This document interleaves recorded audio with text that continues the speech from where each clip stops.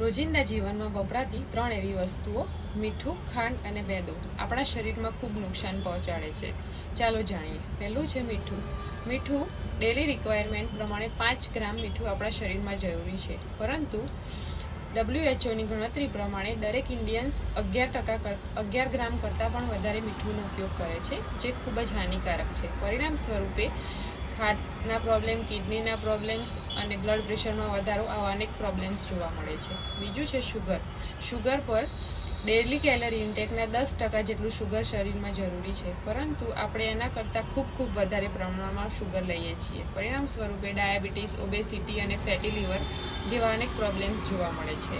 ત્રીજું છે મેદો. મેદાની અંદર ફાઇબર, ન્યુટ્રિશન કે કોઈપણ પ્રકારની એનર્જી કશું જ હોતું નથી અને તેના લીધે અનેકો પ્રકારના રોગો થાય છે, જેવા કે ડાયાબિટીસ, ઓબેસિટી, વજન વધવું અને લીવરના પ્રોબ્લેમ્સ.